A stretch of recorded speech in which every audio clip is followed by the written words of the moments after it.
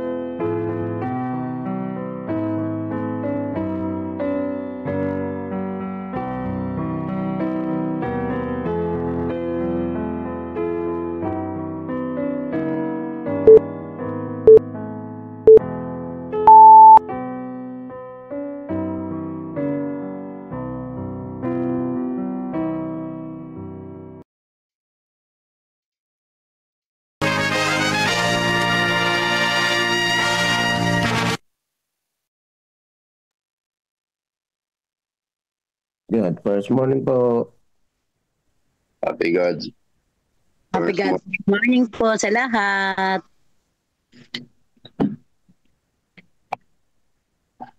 Bago po tayo mag-umpisa, tayo muna po yung manalangin mga kapatid.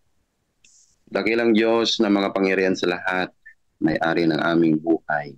Muli namin kayong pinapasalamatan sa panibagong buhay na pinagkaloob niyo po sa amin at higit sa lahat sa isang pagkakataon na may pagpatuloy namin amin pong God First Morning.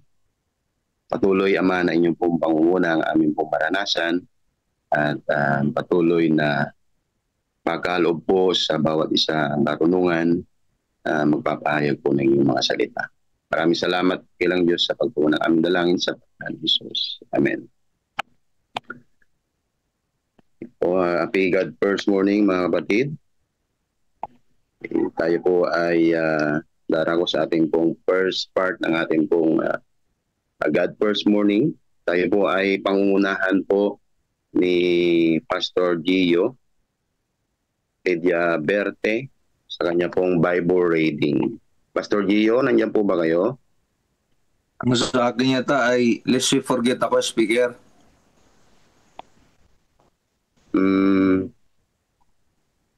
Kayo na rin po yung Pastor, magbabasa ng Bible. Ano ba yung reading natin? Di ko sa Levitico chapter 3 po, Pastor. Okay.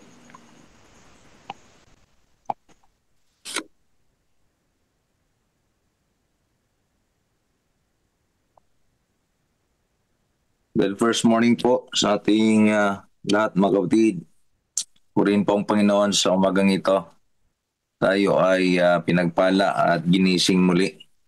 So ang ating Bible reading ngayon ay makita sa Leviticus chapter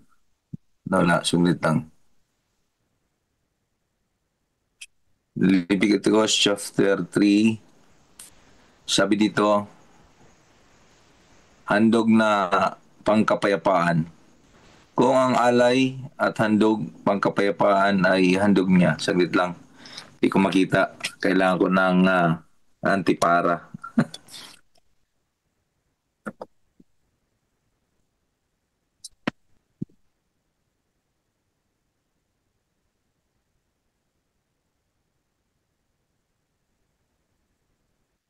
Sila yun.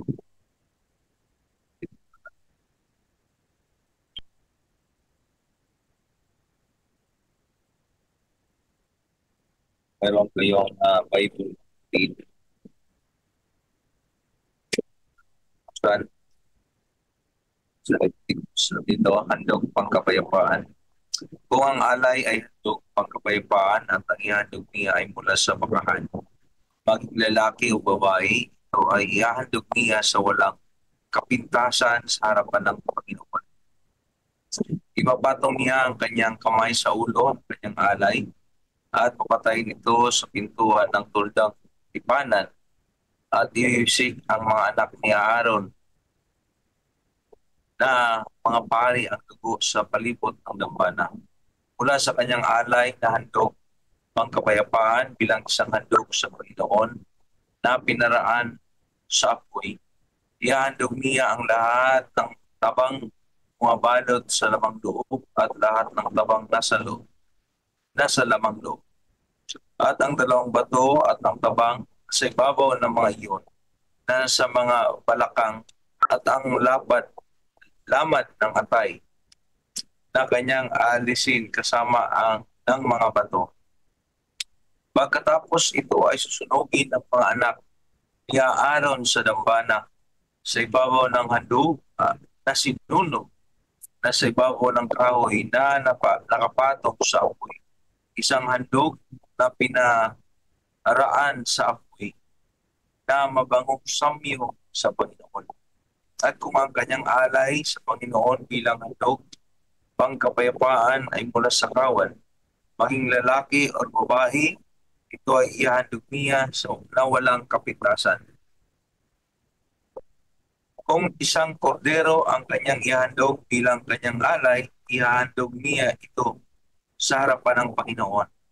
Kanyang ipapatong ang kamay niya sa ulo ng kanyang alay at ito ay papatayin sa harapan ng tuldang tipanan at iusik sa mga anak ni Aaron ang dugong iyon sa palibot ng dambana. Mula sa alay ng mga handog, pangkapayapaan sa isang handog sa Panginoon na pinaraan sa apoy, kaalay niya ang taba niyon, ang buong matabang buntot na alisin sa pinakamalapit na gulugod, ang tabang pumabalot sa among loob at ang lahat ng taba ng lamang loob. Ang dalawang bato at ang tabang nasa loob nito na malapit sa mga balakang ang laman na nasa atay ay alisin niya kasama ng mga bato. At susunugin ito ng pari sa ibabaw ng dambana bilang pagkain inihandog sa Panginoon at na pinaparaan sa apoy. Kung ang kanyang alay ay kambing, dadalhin niya ito sa harapan ng Panginoon. Ipapatong niya ang kanyang kamay sa ulo iyon at papatayin iyon sa harapan ng tuldang tipanan at iwisik ng mga anak ni Aaron ang dugo sa palibot ng dambana. Siya ay maghahandog mula rito sa kanyang alay bilang handog sa Panginoon na pinaparaan sa apoy, ang tabang bumabalot sa lamang loob at lahat ng tabang nasa lamang loob. Ang dalawang bato, ang tabang nasa ibabaw nito sa malapit sa mga balakang at ang lamad na sa ibabaw ng atay ay alisin niya kasama ng mga bato. Ang mga ito ay susunugin ng pari sa ibabaw ng dambana bilang pagkain handog na pinaparaan sa apoy sa isang mabangong samyo. Lahat ng taba ay sa Panginoon. Ito ang magiging isang walang hanggang tuntunin sa buong panahon sa inyong lahi sa lahat ng inyong mga tahanan. Huwag kayong kakain ng taba o anumang. Po ang ating reading sa umagang ito.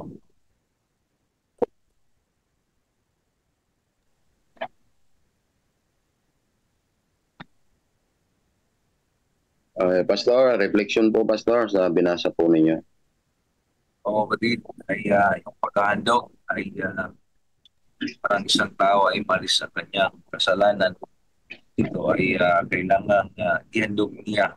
Siya ay mayaman at baka siya ay mahirap ay katamtaman na ang buhay ay isang kambing. At kung meron siyang ang kanyang kasalanan ay ipapatong niya doon sa kambing. Kaya ipapatong niya ang kanyang kamay doon bago mapatayin ang isang hayop. At may proseso ang pag-aaray upang ang kanyang kasalanan ay wala. Pero sa atin ngayon, napaka-simple at napaka-dali lang pagkakapit. Tayo ay lumapit sa Panginoon, hingi ng tawad, ay mapatawarin tayo sa Panginoon. Kailangan tayo magkaroon ng ugnayan at relasyon sa Kanya ay kasi ang alay ngayon ang ating ng buhay. So, napaka-simple at madali lang gawin ng isang tao. Ang ating sarili ngayon ang alay para sa Panginoon. Kaya purihin ang Panginoon sa araw-araw nating buhay. Tayo ay makalapit sa Kanya. At pati na lang itawag ang ating mga sarili sa Kanya. At ialay natin para sa Panginoon. Upang ang ating mga kasalanan, mga pawi, at magkaroon tayo ng pagsisisi para ang ating kasalanan mapawi sa harapan. Okay, maraming salamat sa napakagandang reflection po ninyo, Pastor Gio, sa ating pong Bible reading sa chapter 3 ng Levitico. Tunay na sa proseso ng paghahandog, ito po ay kumakatawan sa ating pong Panginoong Hesus, ang hayop na inihandog kapag nagkasala. At sa ating pong panahon, kagaya sabi po ni Pastor Gio, napakasimple na po ang hanap po natin. Sa cycle po ng ating pong buhay ay ang ating pong nagiging handog ay ang ating pong buhay, lalo digit yung ating pong pananalangin. Sana po ay ito po ay maging consistent sa ating pong cycle ng ating pong buhay sa araw-araw. Okay po, may nagtaas po ng kami dito, si Pastor Nelvin Alabanza. Pastor Nelvin, reflection po. Pastor Reynald, God first morning po. Nais ko lang pong mag-reflect dito po sa ating Bible reading sa Leviticus chapter 3. Ayan, nakita ko po dito yung comment ni Dr. Angel Manuel Rodriguez, isa sa ating mga Bible scholar. Sabi niya, in the peace offering, we see God's intention not only to forgive, but to restore communion, a foretaste of the great supper of the Lamb. Ayan, nakita ko po dito mga kapatid na yung pong peace offering ay hindi po yan about sa atonement, ano?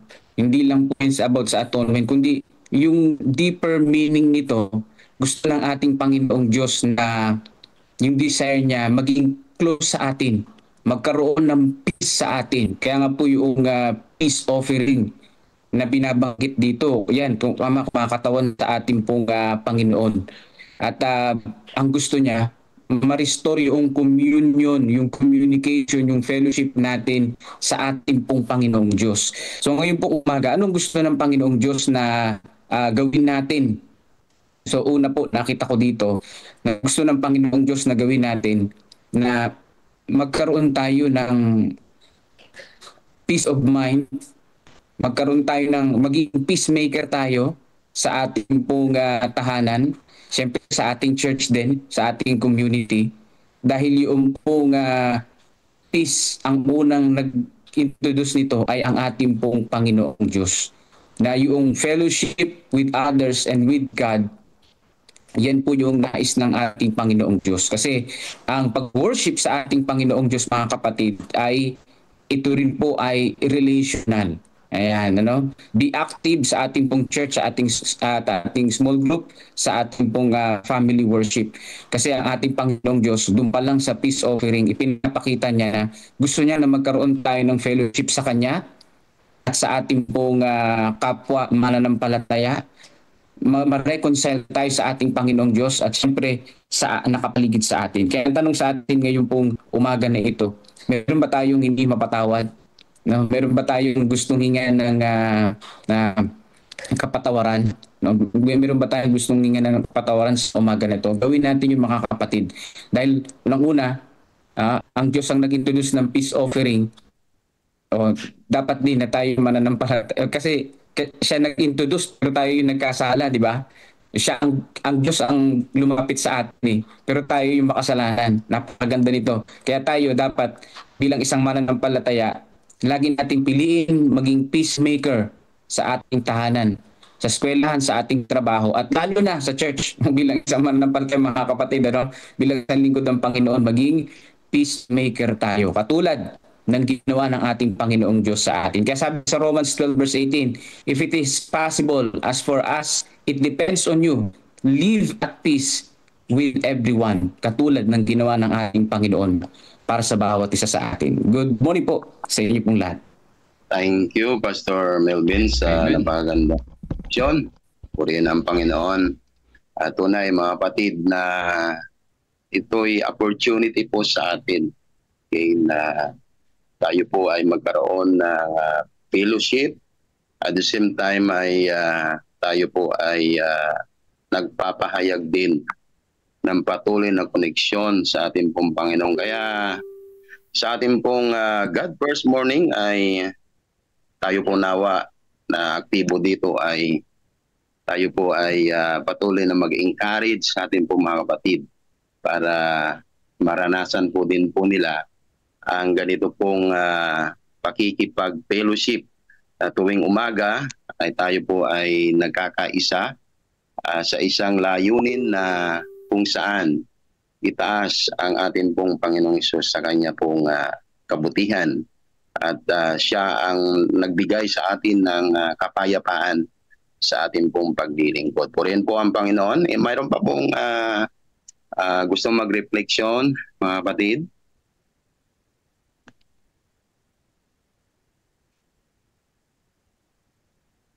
Wala na po? Pwede pa, Pastor? Oo, pwede pa po. Sige po. Ang nakita ko rin sa verse 1, sabi niya, male or female, we must offer it without blemish o walang kapintasan. So, kung ikukuha po natin sa ating panahon ngayon, yung ating mga katawan ay haing buhay sa Panginoon.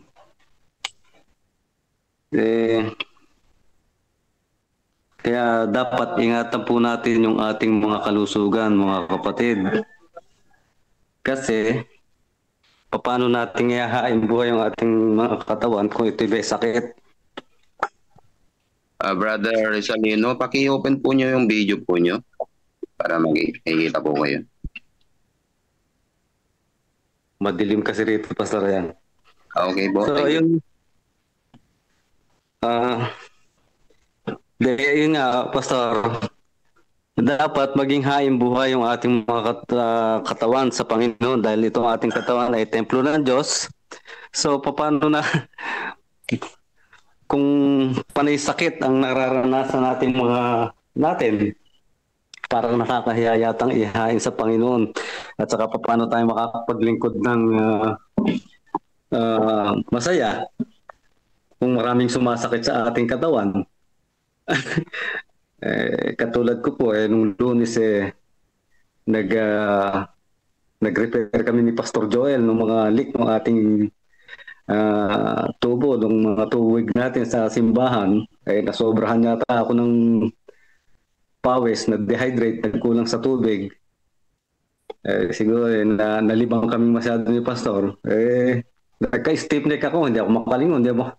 So gusto ko pang gumawa ng iba pang gawain, hindi na ako makagawa. Hindi po, Pastor. Kaya ingatan po natin, mga kapatid, yung ating, kasi itong ating katawan na ito ang ating gagamitin sa paglilingkod sa Panginoon. Inyo-offer natin.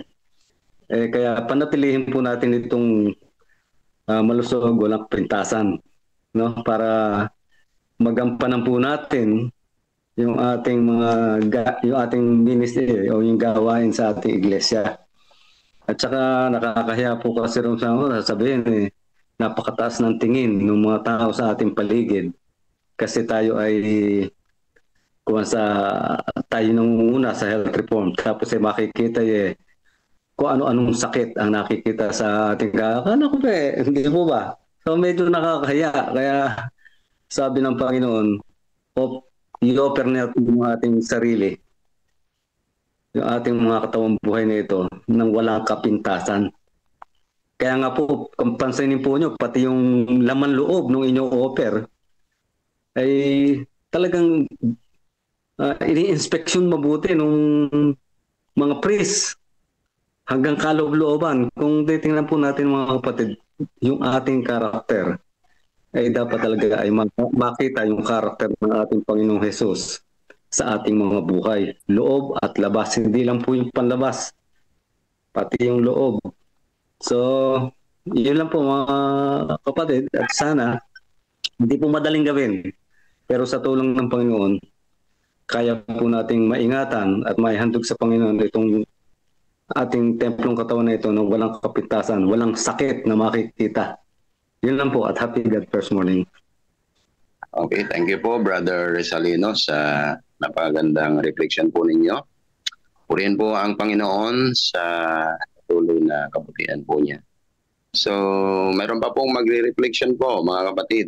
Kung wala na po, tayo na po ay darako po sa ating pong second part ng ating pong devotional. Parang babalik parang gusto yata ni Pastor Nelvin balik isa pa. Nagtatas ng kamay. Okay, sige Pastor Nelvin. Ito, maganda yung sinabi rin ni Brother Rizalino, no? Yung ihandog ang buo sa Panginoon yung buong katawan. Kasi nga, yung fat ay inihandog sa Panginoon Diyos yun without blemish, di ba? Ganun din sa ating offering. Una dapat ang Panginoon at hindi mga leftovers, kundi yung pinaka-fresh. At nakita ko rin po dito sa Leviticus 3 verse 12, He shall lay his hand on the head of his offering and kill it at the entrance of the tent of meeting, and Aaron's sons, the priest, shall throw the blood against the sides of the altar. So sabi po dito nung ating mga Bible commentary ni Leroy Gain, the peace offering involved blood with represented life. It symbolized that peace with God required a cost, pointing forward to Jesus, the Lamb of God. Yan. Ang ating Panginoong Diyos, nag-provide siya ng daan para po yung broken relationship ay mabuo, mga kapatid, magkaroon ng reconciliation. Yung broken relationship natin sa ating Panginoong Diyos, si Jesus mismo yung nag-ayos. Kaya tayo bilang mga tao, hindi maiwasan na meron tampuan sa church, di ba? Hindi maiwasan na meron tayong kagalit. Ang Diyos nag-provide na ng way ng restoration. Susundan na lang natin yung mga kapatid. At sabi po dito sa Ephesians chapter 2 verse 13 to 14, but now in Christ Jesus, you who once were far off have been brought near by the blood of Christ, for He Himself is our peace. At nakita ko din dito, yung inihandog ng buhay ni Jesus, walang kapintasan yun mga kapatid, no? Binigay sa atin na buhay ng Panginoon, walang kapintasan. Kaya dito sa God First Morning, kung tayo rin ay mag-offering, wala rin kapintasan. No? Ibig sabihin, buong buo. At yung buhay natin, at siyempre yung kalusugan natin, buong buo na ibibigay natin sa Panginoon. Hindi po tira-tira sa ating Panginoong Diyos. So God bless po sa inyong lahat mga kapatid. Walang sakit saka nagpapagaling. Hindi tayo yung pinagagaling. Sige po. Tayo na po ay darako po sa ating pong kalawang bahagi ng ating pong God First Morning. Pangungunan pa rin po tayo ni Pastor Gio sa Lest We Forget. Sa ating pong God First Morning ulit mga kapatid. Purihin ang Panginoon din sa pagkakito. Tayo ay pinagpala. Kasi tayo kapatid. Hindi lang panahon, pagkataon pa. Pagulay-gulayan ng kanyang mga salita. Ngayon naman ay darako tayo sa ating book na devotional na Lest We Forget. July 18 na ang pamagat at bakit Europe Tayo manalangin. Nakila po namin Diyos na magbanal, mabagit sa lahat. Pinupuri ka namin sa umagang ito, ang inyong presensya, ang aming maranasan, Panginoon, sa umagang ito. Samahan niyo kami sa aming panambahan online. Yung banal na Espiritu ay usap sa amin, may bigyan namin mga pangako na sa umagang ito, Panginoon, yung aming mga sarili para sa araw ng Sabat. Salamat, Panginoon, sa umagang ito, ang iyong gabay at presensya, siyang mag-usap at manguna sa umagang ito. Dalangin namin sa matamis at mapangyarihan ng pangalan sa namin. Amen. Ang pamagat at bakit Europe? Ang 12, dalawang ito ay sinugo ni Jesus at sila'y inuutos na sinasabi, huwag kayong magsiparoon sa daan ng mga higpit sa aklat ng Matthew 5. Ang tanong, madalas itanong kay Ben kung bakit dapat magkaroon ng 70 Adventist na pinili ang Central Europe bilang unang larangan para sa kanilang dayuhang misyong operasyon. Sabi ni B.L. Whitney noong 1886 sa unang talata ng Historical Sketches of the Foreign Mission of the 70 Adventists, ang unang Adventist book sa mga misyon ng ibang bansa, sa ibang bansa. Ang bahagi ng sagot ay may kinalaman sa paghahanda ni Sisikoshi Mission, ngunit mahigit pa rito. Binigyan tayo ni Jane Andrews ng mahalagang insight sa tanong ni Whitney sa kanyang tanong unang liham pauwi sa pagdating sa Europa.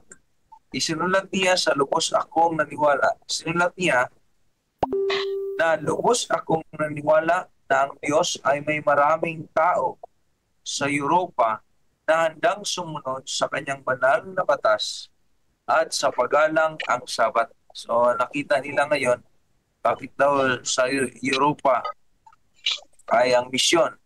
Dahil nakita nila na mas marami daw ang mga tao handang sumunod sa kanyang banal na batas at sa paggalang sa Sabat at naghihintay sa kanyang anak mula sa langit.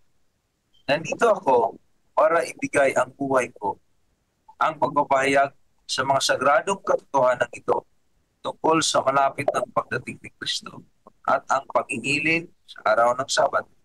Sa madaling salita, naniwala si Andros na ang kanyang gawain ay iharap ang Adventist mga doktrina sa mga naging Kristiyano na hindi siya misyon ng general Kristyanismo sa mga pagano. Ang pananagutan sa huli ay nanatili sa labas ng saklawan ng Adventist Missiology hanggang sa 1890s. Ang Word Sons ay tumpak na nagbubuod ng Adventist na sulugin sa pagitan ng 1874 at 1890 nang maobserba niya na ang misyon sa mga di-Kristiyano ay inaprubahan at pinuri ng mga Adventist. Ngunit ito ay itinuturing na gawain sa ibang evangelical, maaaring pangalagaan ng mga misyong society. Nang dinala nila ang mga tao kay Kristo, ang mga SD ay nakatuon sa pagdadala sa kanila sa huling babala at ang natatanging mga doktrina ng Adventist. Ang ganitong paraan ay lumago sa pagkaunawa ng mga Adventista na sila nga para tawagin ang mga tao na out of Babylon. Nauna nang ipinahayag ni James White ang pananayon tahasan ng isulat niya na kailangan ng mga Adventist ang espiritu ng misyonary, pagiging misyonaryo. Hindi para magdala ang Ebanghelyo sa mga pagano, ngunit upang palawigin ang babala sa buong kaharian at tiwaling mga Kristyanismo. Kung naisaisip ang pananayon, di nakakagulat na nagsimula ang denominasyon, ang gawaing misyon dito sa sentro ng Kristiyanong Europa. Ito ay umalingaw-ngaw sa maagang misyon at ang gawain ni Pablo na nangangaral mula sa mga audio at pagkatapos lamang sa mga intil. Salamat sa Diyos sa liwanag dahil binigyan mo ang iyong simbahan ng mas malawak na pagitain sa paglipas ng panahon. Idalangin namin na sa parehong paraan ay palawakin at palalimin mo ang aming sariling mga personal na pagkain. Mga kapatid, ang pagsimula ng gawain ay mula sa Central Europe, mga kapatid, na naniwala ang mga tao doon na mas marami, ang mga pioneers naniwala na mas marami ang mga tao handang sumunod sa banal na gawain at ipalawak ang pabalita ng kaligtasan. Pero kung titingnan natin, mga kapatid, ang gawain ngayon ay lumawak na kahit saang lugar sa mundong ito. Kaya tayo nagpapasalamat na naging bahagi tayo, mga kapatid, sa Iglesyang Adventista. Dahil ito yung main goal natin na ipalawak ang mabuting balita para malaman ng mga tao ang tungkol sa kaligtasan. Sa panahon ngayon, mga kapatid, napakahirap actually. Kung ang pangaral ay kung tingnan mo ay napakahirap, ang tao ngayon ay matigas na din ang mga ulo at sila ay masaya na sa kanilang buhay sa loob ng kanilang mga tahanan dahil ang kaaway talagang gumawa ng paraan upang hindi nila mapakinggan ang pabalita. Pero sa tulong ng Panginoon, tayo ay gagawa at gagawa. Walang makapagpigil sa ating buhay para sa gawain ng Panginoon. Ako ay nagpapasalamat sa mga kapatid na talagang masigasig sa gawain. Sobrang busy sa kanilang buhay ay naglaan sila ng oras at panahon para sa pabalita ng kaligtasan. So mga kapatid, hindi lang ang ating mga pioneers ay masigasig sa gawain hanggang sa oras na ito, hanggang sa panahon ito ay binigyan tayo ng Diyos ng mga kapatiran na kahit saan sila nakatira, kahit kung saan man sila punta ay ibahagi nila yung pabalita ng kaligtasan. Kaya ang dalangin natin, dalangin nila ay lahat bigyan pa tayo ng mas malawak pakitain or yung ang tawag doon, sigasigan yung budhi ng isang kapatiran na mainit sa panampalataya at mayroong pagmamalasakit para sa gawain. Kaya ang ating issue ngayon ay Harvest 2025. So, kailangan ng lahat ng kapatid ay ma-involve para sa gawain, para maibahagi natin ang misyon ng Panginoon para malaman ng mga tao ang totoong proseso ng kaligtasan. So, pagpalain po tayo sa mga kapatid and first morning sa ating. Okay, thank you Pastor Gio sa napakagandang refleksyon po ninyo sa Lest We Forget na inyo pong binasa. At dito po mga kapatid, nakita ko po mga kapatid na ang ating pong mga pioneers, okay, nandoon po yung kanilang init ng kanilang pananampalataya, yung espiritong talagang hindi kailanman natitinag sa anumang prinsipyo, lalo tigit yung kanila pong pinaninindigan sang-ayon sa banal na kasulatan. So, sana po ay sa mga panahon po natin na ito ay tayo po ay magtulungan mga kapatid na ang ating pong gawain, okay, ay patuloy nating bitbitin sa sanlibutang ito upang patuloy na tayo po ay mahanda sa pagdating ng ating pong Panginoon. So, tayo po ay Pastor Gio, okay, isarat. Kung wala na pong reflection po ay i-closing prayer nyo po bago po natin ng Dakila po namin Diyos, ang banal, mabagin sa lahat, kay Panginoon. aming pinapasalamatan ang kahayagan ng pabalita ay pinagdalaw mo sa aming mga pioneers hanggang sa oras na ito. Ang mga kapatid ay mayroong masigasig na puso pang kulong sa gawain. Dahil alam po namin, Panginoon, ay malapit ka ng kapatid. Tulungan kaming lahat na ang mga hangarin ngayon ay ang ibahagi namin ang kaligtasan para, Panginoon, ikaw ay darating na. Kami, ang aming mga puso, kami inasahan na ikaw ay darating sa tamang panahon. Na ang mga kapatid ay tulungan din, Panginoon, na maging tapat sa inyo, ano man ang kailang karasan sa panahon ito.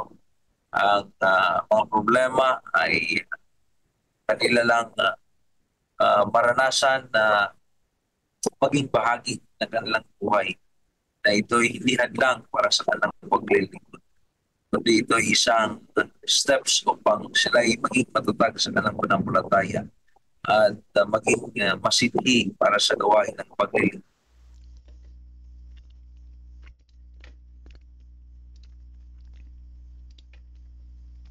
Nawala ako. Kukunik po ulit ako, mga kapatid. Kukunik ulit ako. Sandali lang. Pasok ulit tayo.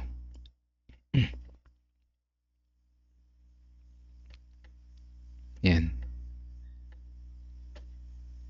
Kristo ang pangyarihan na pangalan ni Jesus namin tagapagligtas. Amen. Amen. Kaya atin pong pakinggan ang ating pong video. History is the Church.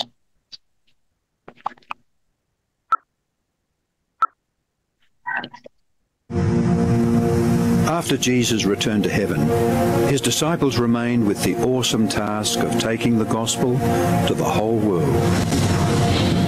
Filled with the Holy Spirit, these men and women proclaimed the message they had received with boldness and power, reaching out to all corners of the then known world. But it was not without great opposition, first from the Jews, then from the Roman state. Many Christians were faithful to the point of death, suffering torture and humiliation from cheering onlookers at the Circus Maximus and Colosseum in Rome and throughout the empire. However, the blood of the martyrs only paved the way for the further spread of the gospel. After years of persecution by the Roman emperors, one of them, Constantine, professed conversion to Christianity in 312 AD. Now Christianity became popular, but it resulted in many pagan practices and symbols entering the church, particularly in Rome. The Bishop of Rome assumed more and more power and authority and began to oppose and oppress all who recognized Jesus alone as the head of the church and who accepted the Bible alone as the supreme authority. To escape this increasing persecution, God's true people withdrew to the wilderness areas of Europe. In northern Italy, the Waldenses took refuge in the mountains. While many were slain, the light continued to shine in the darkness. God was still in control, and he began to raise up men like Wycliffe, Huss, Tyndale, Luther, Calvin and Zwingli to stand for his truth. They stood for the Bible alone, faith alone, and Christ alone. In 1798, in fulfillment of Bible prophecy in the book of Daniel, the religious and political supremacy of the Roman Church was temporarily reduced when General Berthier removed Pope Pius VI from his throne. Consequently, in the decades that followed, there arose a great awakening of interest in the prophecies of Daniel, and many were convinced Jesus was soon to return. In the United States, the Baptist preacher William Miller was joined by hundreds of other preachers in their expectation of the return of Jesus in 1844. However, when Christ did not return in 1844, further Bible study led a small group to discover that Christ's ministry in the heavenly sanctuary was an explanation for their great disappointment. They discovered that the Bible taught that the seventh day was the Sabbath that Jesus had set aside for his people. Slowly they came to understand that their mission was to preach the three angels' messages of Revelation 14.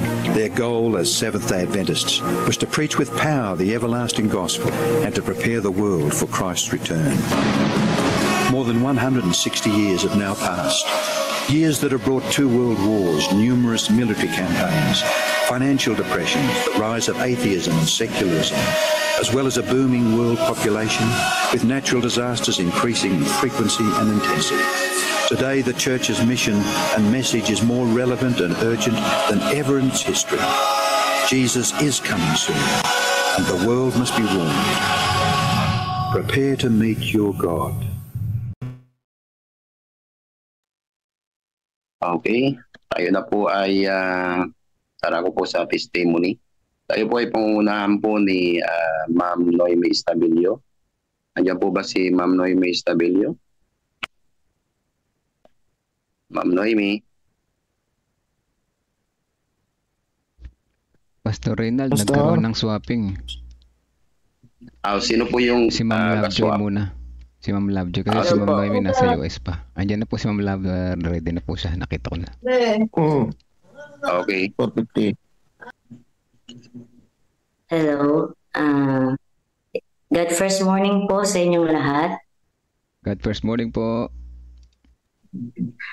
Sabi po sa 2 Corinthians chapter 12 verse 9, sapat na ang aking biyaya para sa iyo, sapagkat ang aking kapangyarihan ay nahahayag sa gitna ng kahinaan.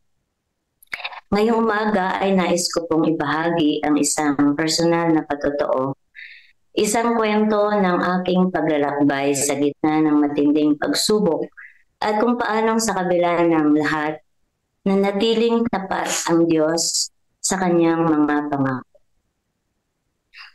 Ako po mga kapatid ay isang dating teacher at matagal na teacher sa ating Adventist schools.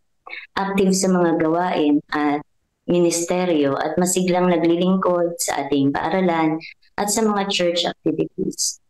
Dahil simula pa po elementary hanggang college ay sa Adventist schools po ako nakapag-aral. Hindi po ako mayaman, hindi po kami mayaman, ngunit naitaguyod po ng aking magulang sa tulong lang din ng mga scholarships at ng mga kamag-anak. Alam kong matibay ang aking pundasyon at pananampalataya sa Panginoon. Ngunit nagbago ang lahat nang ako po ay magkaroon ng sakit. Breast cancer po na kalaunan ay umabot sa aking buto. Ito ay nagmetastasize sa bones. Hindi po madali ang pinagdaanan ko simula nang ako ay magkasakit at dumaan sa ganitong kalagayan. Sabay-sabay ang naging mental anguish ko, emotional and physical pains. Tila ba nawala ang lahat ng kasiguruhan sa aking buhay. Nawala ang dati kong profession. Medyo nagiging emotional na agad ako. Nawala ang dati kong profession, nawala ang dati kong passion at buhay sa loob ng 20 years na ako po ay nagtuturo. Nawala ang aking dating lakas at nayanig ang aking pananampalataya. Ngunit sa gitna ng aking karamdaman, kinailangan kong iwan muna sana ang pansamantalang aking profession bilang isang teacher at nailipat ako bilang office secretary sa ating pong tanggapan sa CLC. Nirequest ko po ito, ang change of work, nung ako ay mahina pa at hindi pa makalakad. Isa pong malaking adjustment ito para sa akin dahil for 20 years ay teacher sa ating paaralan kasama ang mga bata, busy, time pressured, maraming demands. Ngunit ngayon ay computer na halos ang kaharap, desktop. Pero alam kong isa pa rin itong paglilingkod. Sa itong paglilingkod at panawagan ng Panginoon na siguro ay magpahinga muna kapag pahinga. Kasabay din ito ang paglipat ng aming tirahan. Sapagkat hindi na kami teachers, ay we have to move out mula sa school campus. At ang mga suliranin sa buhay mag-asawa na we are almost to give up our relationship. Dumating po kami sa point na gano'n. Minsan na lang kami nagkasama at magkita sa isang linggo. Ang dami naging changes at adjustments. Sa totoo lang, nagdulot ito sa akin ng chronic depression. Kasi since 2022 pa siya. So hanggang ngayon. Umiiyak ako sa Panginoon pero doon ko lalo siyang naramdaman sa aking kahinaan, Doon mas nahayag ang kanyang lakas. Isa rin pong naging malaking bahagi sa aking patuloy na lakas ay ang pagsubaybay dito sa GFM. Dahil isa po ako sa mga naging unang participants dito nung unang inilunsad ang God First Morning.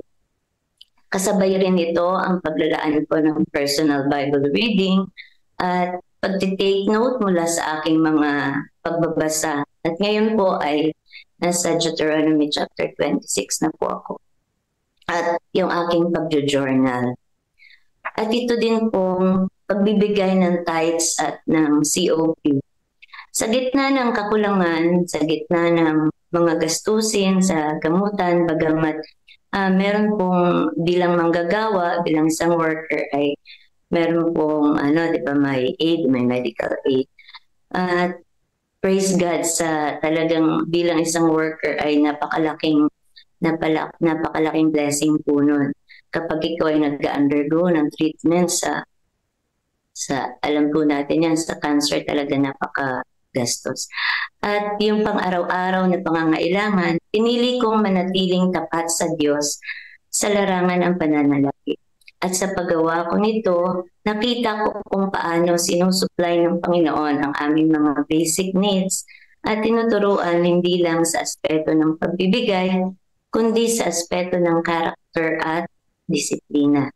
Natunay nga na pag ginagawa mo ito, ito ay magdudulot ng character development.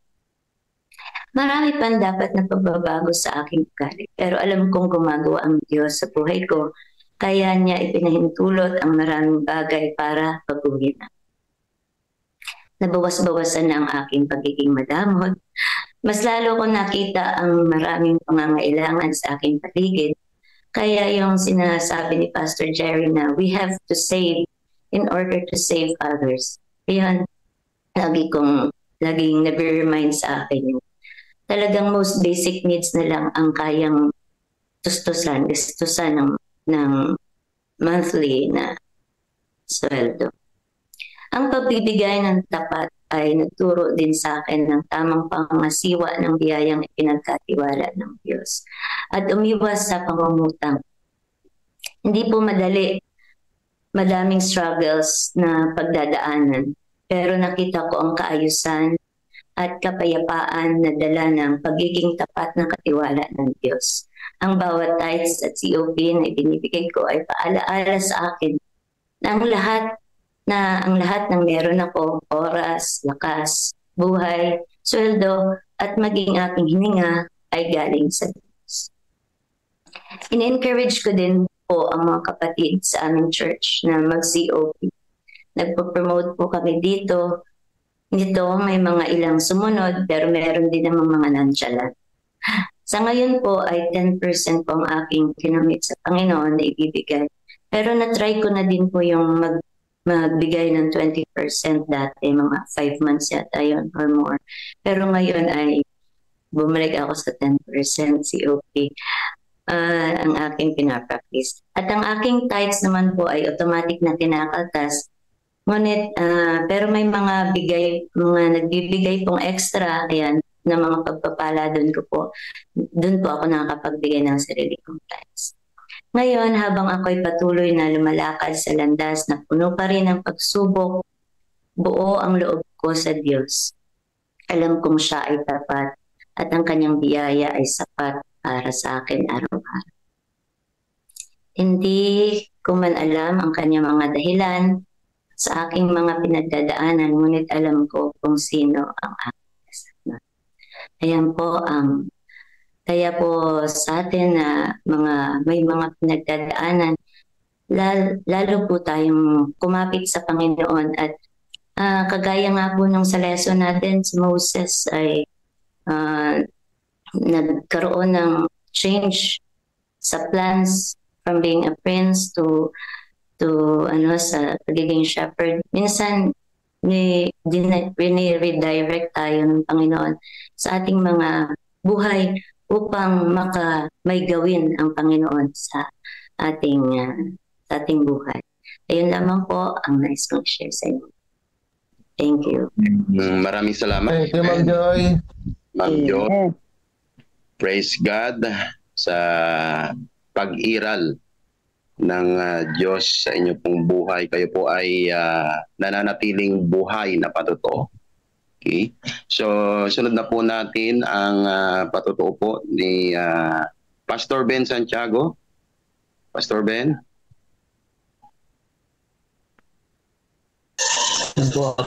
First morning mga kapatid. Isang nagagawin ka. Nasa po mag-Christian. Okay po ba?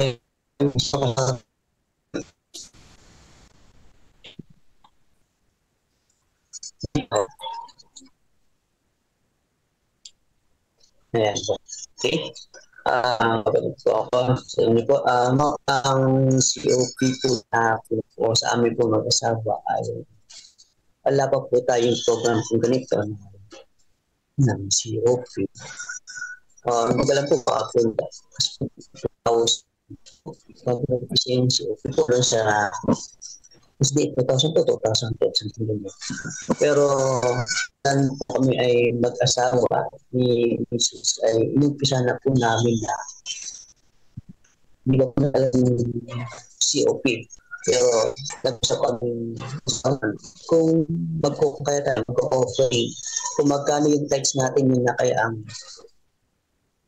gawin natin na pagkalog natin na mga bagay na ibabalik sa Panginoon. Then, yung ginawa namin noong pa man, then hindi lamang po tinatawag po natin na tinatapakan namin yung aming types ng offering, kundi bagkos meron kaming yearly, meron kaming commitment na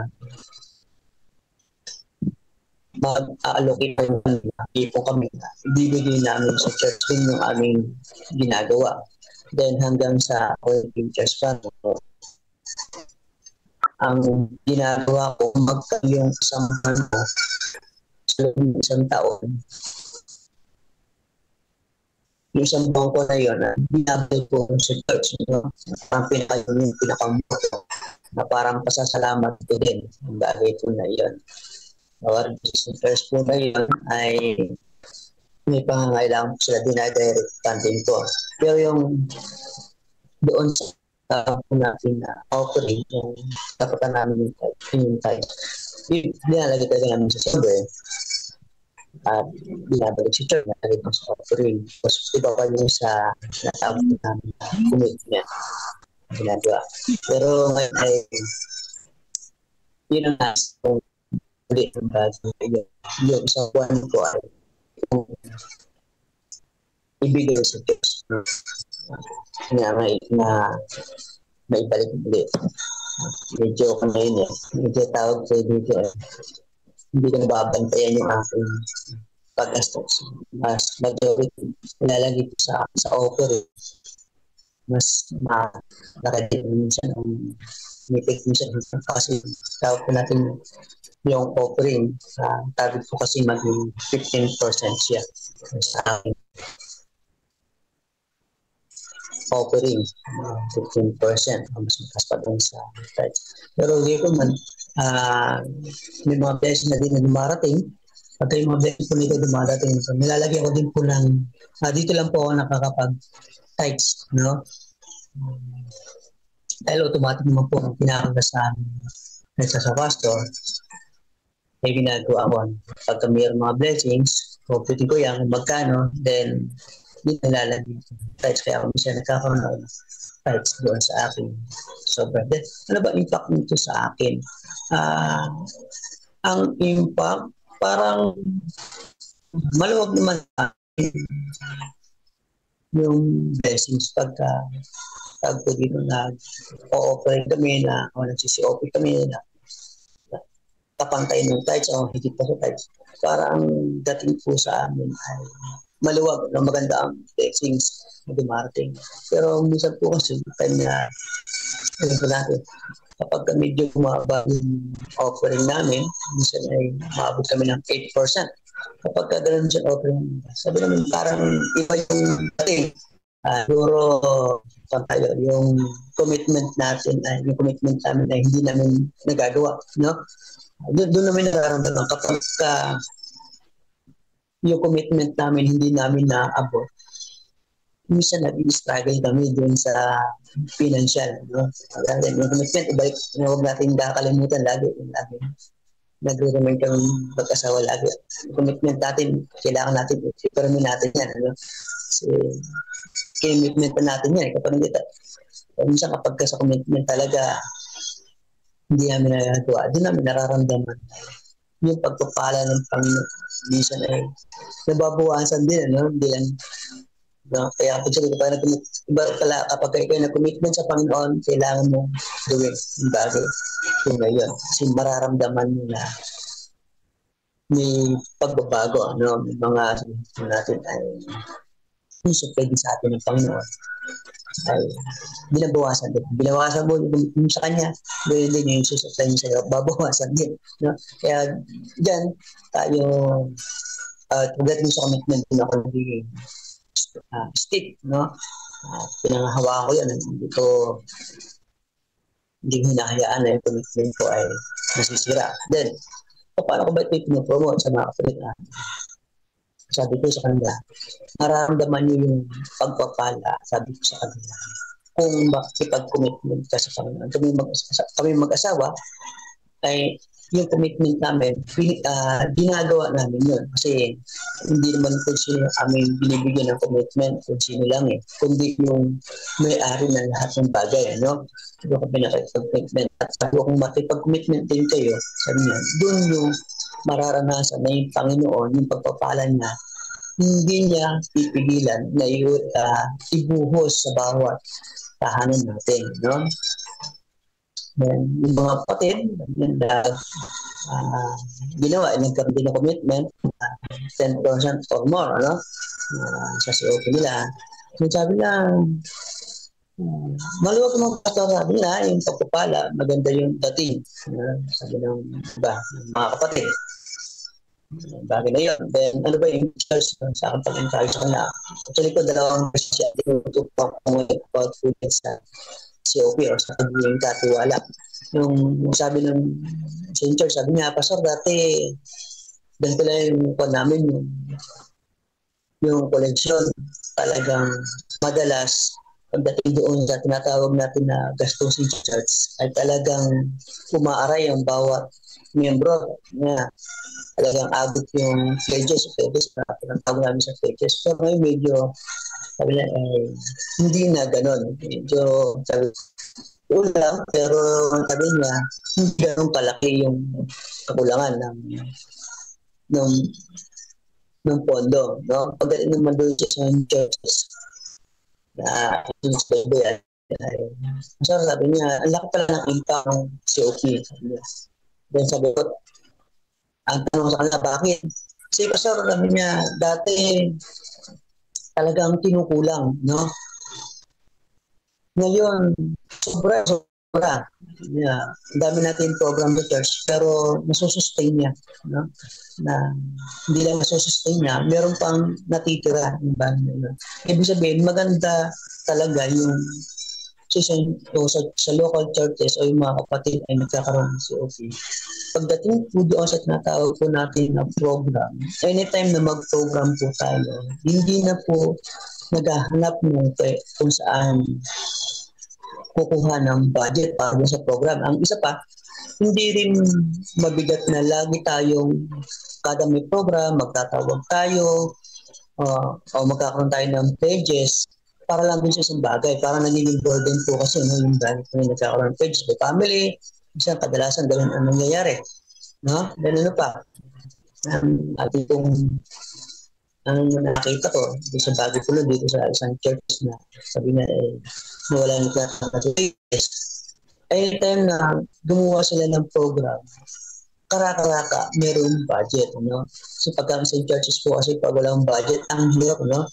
So ang ginagawa natin ay nagsusulusot tayo kung paano yung tayo lumalapit para magkaroon ng program sa bagay nila. Kaya po, sa akin po, ang pag-COP ay napakaganda at ang pag-COP, sabi nga po ay ito isang commitment sa Panginoon. At kung ang commitment po na yon ay ating gagawin, sabi nga po ay hindi po sabi po, kundi ang Panginoon yung pagpapala sa atin. Po.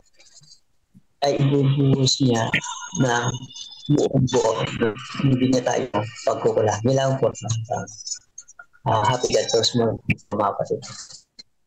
Okay, thank you Pastor Ben sa iyong patotoo. Okay. Isang bagay lang po ang nais ng Diyos sa atin, mga kapatid. Sa 1 Corinthians chapter 4 verse 2, ang nais po ng Diyos sa atin bilang katiwala po niya na ang bawat isa ay masumpungan na maging tapat.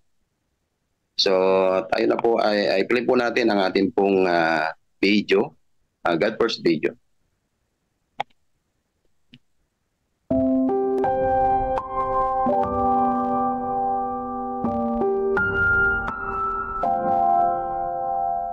Ingatan ang mga puso ng ating mga anak. February 24. Sapagkat kung saan naroon ang iyong kayamanan, naroon din naman ang iyong puso. Mateo Kapitulo 6 versikulo 21. Si Anthony ay isang ama na naranasan din ang parehas na kalungkutan na dinanas ng libo-libong mga Kristiyanong magulang. Tinalikuran ng kanyang 3 mga anak ang iglesia. Namumuhay na sila sa kani-kanilang sariling pamilya at wala nang balak na bumalik sa pagsamba. Palaging inaaya ni Anthony ang kanyang mga anak na magsimba, at kapag may pagtitipon ang pamilya, palagi siyang nagsasalita tungkol sa panganib ng pagiging malayo sa Diyos. Hindi gusto ng kanyang mga anak na marinig ang mga bagay na ito, kaya kinausap nila ang kanilang tatay na wag na itong sinasabi sa iba at wag na rin silang ayain magsimba dahil wala na silang balak na bumalik pa. Nagpasya si Anthony na pag-ibayuhin ang kanyang pananalangin para sa kanyang mga anak. Isang umaga samantalang ipinapanalangin niya sila, ang talatang ito sa Mateo Kapitulo 6 versikulo 21, ang sumagi sa kanyang isipan. Kung saan naroon ang iyong kayamanan, naroon din naman ang iyong puso. Sa tuwing nananalangin siya ay patuloy na nagbabalik ang talata sa kanyang isipan. Nagpasya siyang kausapin ang kanyang mga anak at sabihing pinili niyang ipagkaloob ang kanilang mga kahilingan, kaya hindi na niya sila pipilitin bumalik sa iglesia sa kondisyon na kanilang ibabalik ang kanilang mga ikapo at mga handog. Naisip ng mga anak ni Anthony na maganda ang ganitong kasunduan at hindi na sila gagambalain pa ng kanilang tatay na dumalo sa iglesia. Sa hindi inaasahang pagkakataon, ang kanyang 3 anak ay muli niyang nakita sa iglesia. Ang wika ni Ellen G. White, may malaking kapabayaan sa panig ng mga magulang sa hindi paghahanap ng paraan upang magkaroon ng pagnanais ang kanilang mga anak na gumawa sa gawain ng Diyos. Sa maraming pamilya, tila baga nakakaligtaan ang mga bagay na ito para sa kanilang mga anak na parang wala silang obligasyon dito. Ang iba pang mga magulang ay ninanakawan ang Diyos sa kanilang mga ikapo at mga handog upang mag-ipon ng kayamanan para sa kanilang mga anak. Hindi nila iniisip na sa paggawa nito ay binubuksan nila sa kanilang mga mahal sa buhay ang isang pintuan ng tukso na kadalasan ay magdudulot ng kanilang kapahamakan. Counsels on Sabbath Schoolwork. Pahina 140. Panawagan. Humiling sa Panginoon na tulungan ang inyong mga anak na palaging unahin ang Diyos at ang kanyang gawain.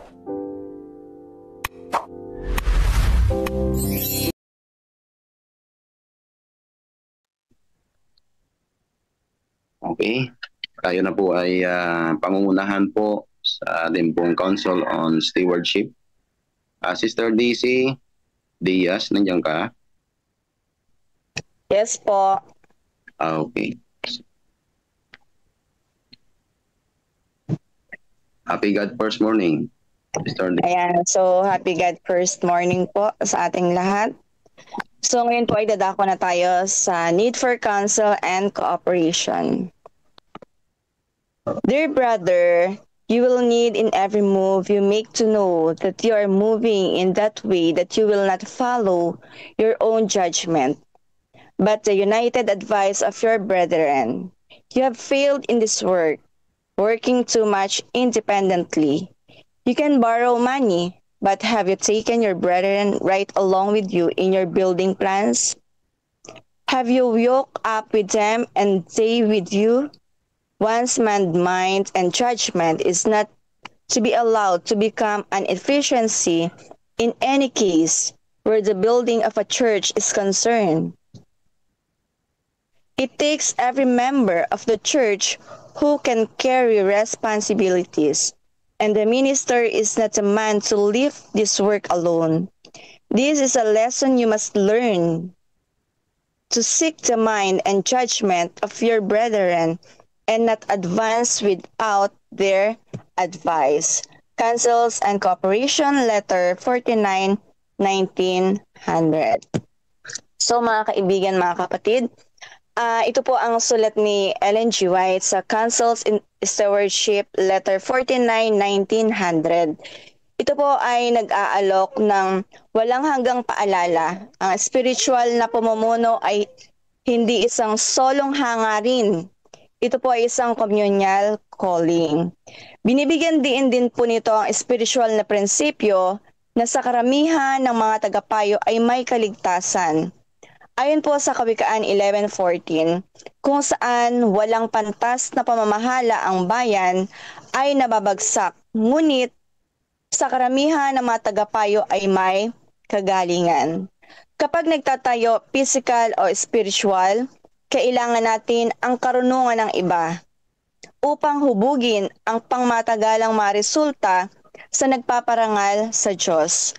Kaya po tayo may board members dahil sila po ang inihalal ng Diyos para magtulungan sa mga pagkaplanong tulad sa pagpapatayo ng simbahan. So, may nakita na po ba tayo nagtayo ng simbahan na mag-isa lang? Di po ba kailangan talaga niya ng mga members? Kailangan niya ng mga galamay. At pagkatapos po noon ay ilalahad sa mga miyembro sa simbahan. Sabi nga po sa Ecclesiastes 4:9, ang dalawa ay mabuti kaysa isa. Mas marami ang bunga na anumang gagawain nila.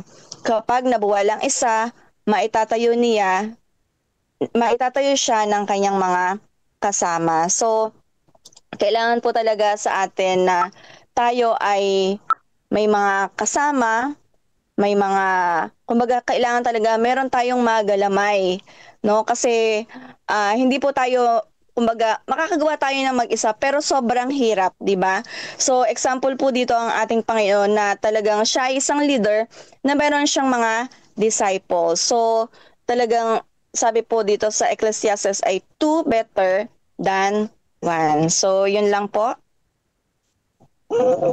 Okay, thank you Sister Daisy sa napagandang reflection sa Council on Stewardship.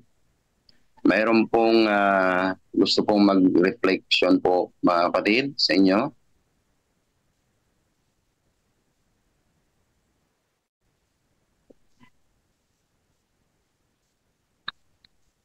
Wala na po?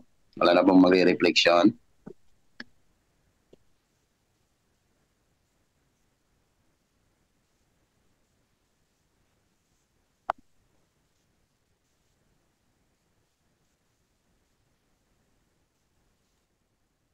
Sige, Pastor Redal. Tayo po mag-reflect mga kapatid sa atin pong pinag-aralan ngayon, binasa ng ating kapatid na si Sister Daisy.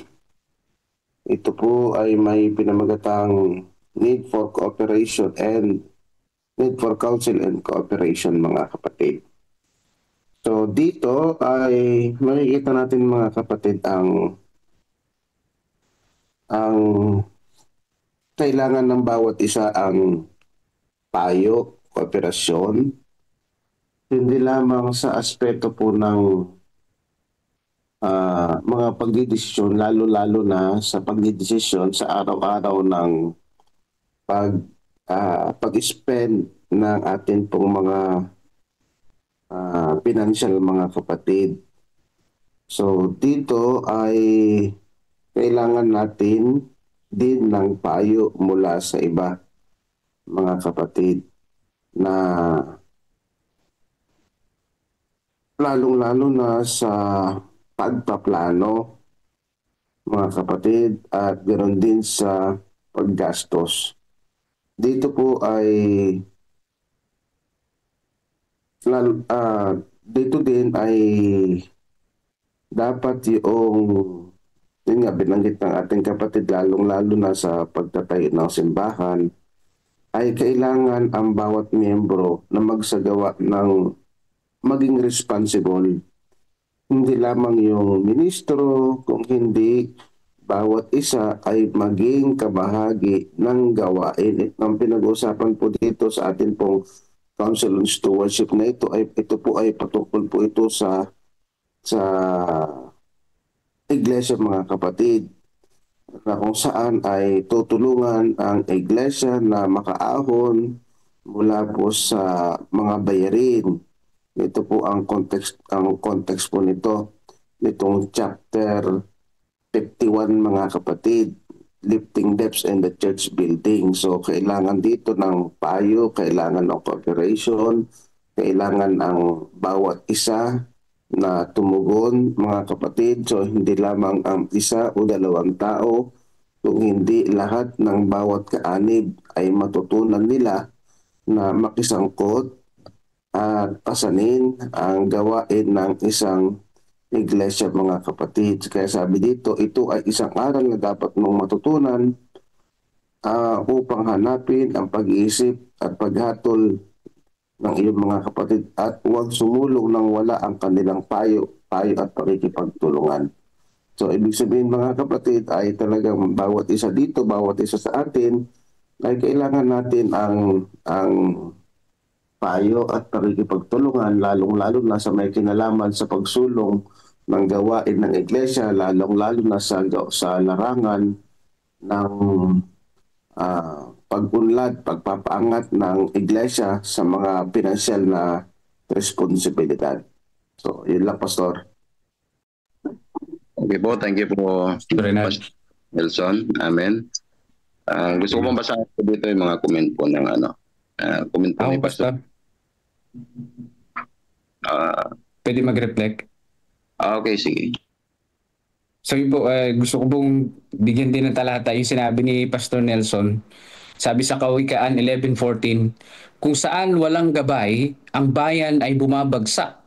Ngunit sa karamihan ng tagapayo ay may tagumpay. Ayan. Kaya sa pamamahala po ng kapirahan ng iglesia, ipinapayo ni Mrs. White na pag magpapasya, hindi magpapasya para lang sa sariling kagustuhan, kundi dapat humingi ng makadiyos na payo. At dito po, nakita ko rin na si Mrs. White, binanggit niya po yung pong kalituhan at pagkakamali sa pananalapi ng iglesia. Ay dapat ito ay iwasan. Ang sabi po dito, yung pong pananalapi, mga kapatid, hindi po natin ito pag-aari. Ito ay pag-aari ng Panginoong Diyos. Yung lahat ng meron tayo, hindi po natin yung personal na pag-aari. Ito po ay pag-aari ng ating Panginoong Diyos. Kaya kinakailangan pamahalaan natin ito ng maayos. Ayan, sabi po dito ni Mrs. White na binasa kanina, binalaan ni Ellen White na ang kontrolado ng individual sa pondo ng walang pananagutan ay maaaring makahadlang sa gawain ng Ebanghelyo. Kaya mga kapatid ko, bilang mga katiwala ng Panginoong Diyos, dapat po nating tandaan na ang tunay na may-ari ng lahat ng ating pagmamay-ari, lahat yun ay sa Panginoong Diyos. Tayo po ay tagapamahala lamang at inaasahan ng Panginoon na yung pamamahala sa kalooban ng Diyos at pagkakaisa sa katawan ng ating Panginoon, dapat natin itong gamitin sa gawain ng ating Panginoong Diyos. Ang mangyari kasi, kaya mabagal sumulong yung gawain ng Panginoong Diyos, isa tayo sa nakakahadlang. Bakit? Binigyan ka ng pagpapala ng Panginoon, sa halip na itulong mo sa gawain ng Panginoong Diyos, nauna mo yung luho mo. Sinapatan na ng Diyos yung pangangailangan natin. Ang gusto mo, yung lahat ng pera na meron ka, iubusin mo dun sa luho mo na hindi naman na kailangan para sa pang-araw na ito, ay nilagay mo doon sa luho mo. O kaya sasabihin mo, bakit walang pondo yung Panginoon? Walang pondo sa church. Ikaw, pinamahalaan ka ng Panginoon eh. Tayo pinamahalaan tayo ng Panginoon eh. Huwag nating iisipin na personal nating pag-aari yun. Yun ay pag-aari ng Panginoong Diyos. Pinagkatiwalaan tayo ng ating Panginoong Diyos dyan.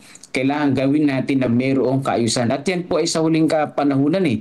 Yung katapatan, yung kaayusan at pagkakaisa sa loob ng church, lahat tayo sama-sama dyan. Ano? Manalangin tayo na patuloy tayong gabayan ng Panginoong Diyos na maging tunay na katiwala. At panghuli, nais ko pong basahin dito, sabi po dito sa 1 Corinthians 14:40, ngunit gawin ang lahat ng bagay ng maayos at merong kaayusan. Yan, pagpalain tayo ng Panginoon bilang mga katiwala niya, patuloy nating idalangin sa Panginoon na turuan tayo na unang-una manalangin, humingi ng payo sa Panginoong Diyos. Pangalawa ay tulungan tayo ng Panginoong Diyos na matanggap natin yung lahat ng meron tayo. Hindi natin personal na pag-aari yun. Pag-aari yun ng Panginoong Diyos. Kaya maglaan tayo para sa gawain ng ating Panginoong Diyos. At huwag tayo maging hadlang sa pag-unlad sa gawain ng Panginoon dahil lang sa pagiging sakim natin, sa pagiging maluho natin na hindi natin naisip ang gawain ng Panginoong Diyos ipinagkatiwala sa atin. God bless po sa inyo pong lahat. Okay. Napakaganda, Pastor Nelvin. Okay, sabi po dito sa comment ni Pastor Raylord, a good reminder for us, pastors, workers, and members to work together in pursuing the word of the Lord. If we are together, we work better and we can go farther. So, sabi pa dito ni Sister Maria Lorena, paalala sa mga officers, church board, okay, ito ay nagsisilbing paalala. Collective effort is necessary in God's work. One mind, one spirit, all for missionary work. Yun po kay Sister Elma Santos. So purihin po ang Panginoon sa kanya pong kabutihan sa ating mga kapatid. Atin pong patuloy na idalangin na sa biyaya ng ating pong Panginoong Hesus ay mamit po natin ang pagkakaisa at ang mahusay na pakikinig sa mga payo na tanda na kung saan hindi tayo nabubuhay sa ating sarili. Kailangan po natin ang iba. So, atin pong sunod na po ang atin pong wala na pong magbibigay na reflection. Ayun na po ay dara ko sa Pastor Silent. Mayroon ba po? Mayroon po, Pastor. Stop. Okay, sige po. Happy God first morning po mga kapatid. Naririnig po ba? God first morning po. Maliwanag po. There po. Sige po. Yan. Gusto ko lang po mag-reflect doon sa binasa ng aking anak ni Daisy. Isa pong patunay mga kapatid, yung hindi tayo magiging masaya ng mag-iisa. Kasi talaga namang ang mga gawain ay hindi mahirapan ng nag-iisa. Kaya patunay po yung ating programa, di po ba? Yung ating God First Morning. Napakarami pong napakagandang mga payo, mga testimony ng ating mga kapatid. At isa na po ako sa talagang nabibless tuwing umaga. Bago bumangon ay nabibless po ako sa ating po mga sama-samang patotoo. At ang pinakamahalaga po na naging karanasan sa aking buhay dahil po sa programang ito at sa mga testimony sa karanasan patungkol sa COP ay ako po ay talagang nag-commit sa Panginoon at hindi po basta commit, talagang sinabuhay ko po at napakagandang resulta po, napakalaki yung pagpapala. Patuloy ko nararamdaman ang matatag na relasyon sa ating Diyos. Kaya napakasaya po mga kapatid na ang ating isip ay bukas, lalo tigit sa mga payo ng ating mga pastor, ng ating pong mga kamanggagawa, ng ating mga kapatid na tunay naman na ang kanilang mga karanasan ay karanasan na galing sa Panginoon. Kaya mahalaga mga kapatid na bukas lagi ang ating isip para sa mga magagandang payo. Yun lang po at happy God first morning ulit. Okay, thank you Elder Dan. Okay, sa inyo pong reflection. Meron pa po si Pastor Noel. Pastor Noel, sige po.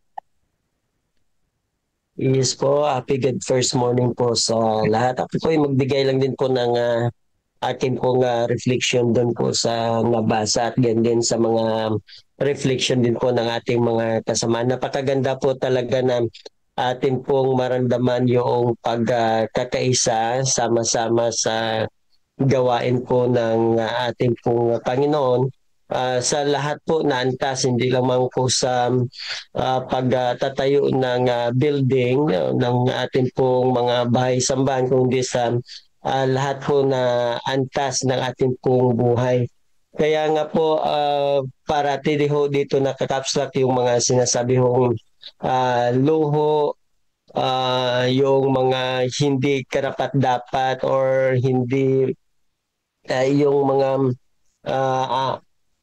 tawag nito, yung mga wants na hindi sana natin i-capslock yung ganun pong nating mga kalagayan, no.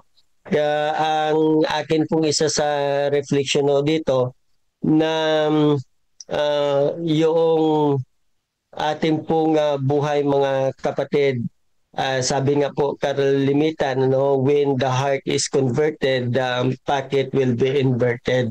So kailangan po na ma-convert po yung ating pong heart para po tayo ho ay gawa ng full sa gawain ng ating pong Panginoon. At isa po sa akin pong nais na i-reflect dito na let us build a community Adventist. Ang ibig ko pong sabihin mga kapatid ay maramdaman din sana ng bawat kaanib ng iglesia na tayo po ay isang community na sa panahon po ng ating pong mga kaanib ng iglesia ay nangangailangan. Halimbawa po, kung mag-survey ho tayo dito sa ating Zoom ngayon, siguro mga ilang % lang ang mayroon ho sa ating emergency fund. Hindi po ba? Hindi ko lang alam kung may 1% ho sa atin na mayroon pong emergency fund. Limbawa, ang iba ho sa atin ay ilan ho sa atin ay nakaranas po ng mga pagkakasakit na hindi po nila naman ginusto o di kaya nagkaroon po ng aksidente na hindi naman po ginusto. At ang ating pong pinopromote ay hindi ho tayo dapat mangutang. Hindi po ba? Pinopromote natin na we will live within our means. Yun po ang ating pong pinopromote.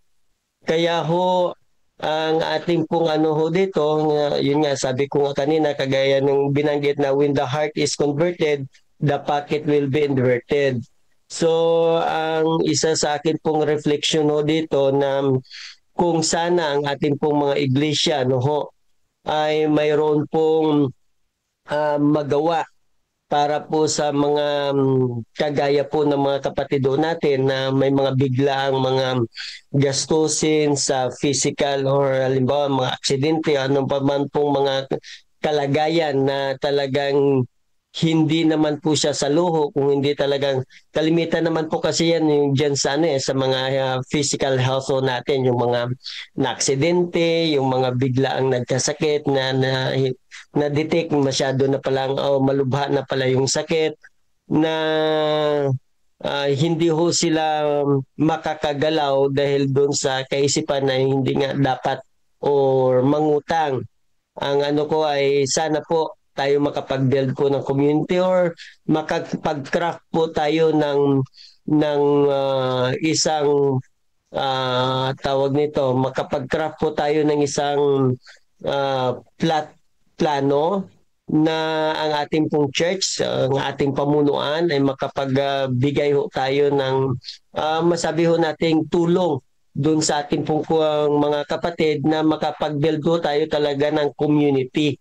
Na tayo ho'y lahat nagtutulungan para po maramdaman ng bawat isa na we are family. Sabi nga po ng isang kanta, how can we reach a world we never touch?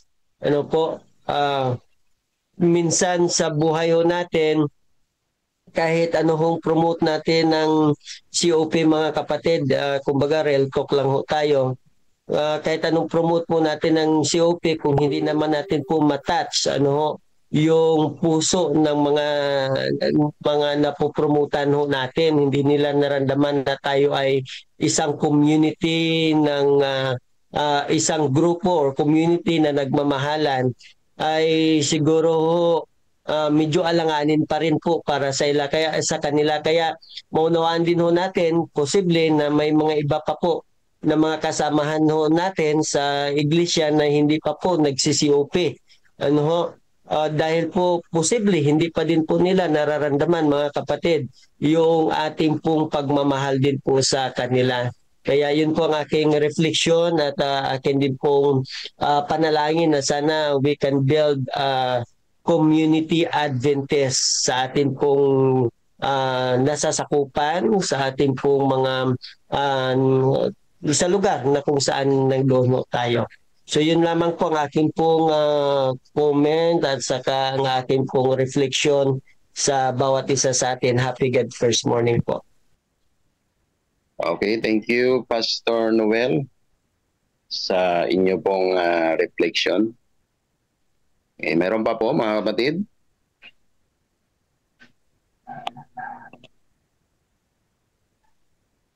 Okay, kung wala na po, tayo na po ay darako sa silent prayer.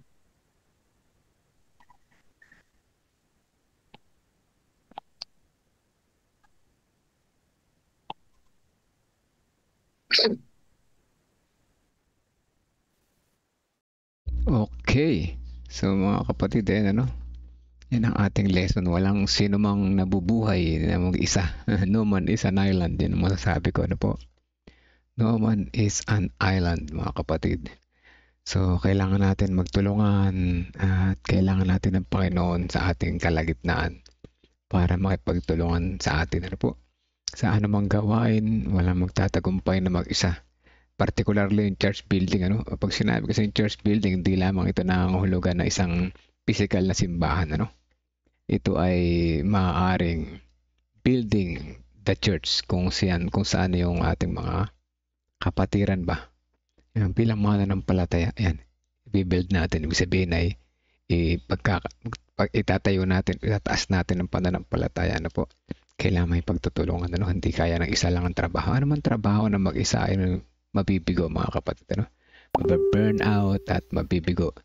At hindi kailanman ay magtatagumpay. Kaya napakaganda ng lesson na to, kung talagang maunawaan natin ang gusto ng Councils on Stewardship. Mabuti na lang may mga pastor na tumulong. Mabuti na lang si Pastor Nelvin nandun. Una, sabi ko, anong may re-reflect ko maganda dito?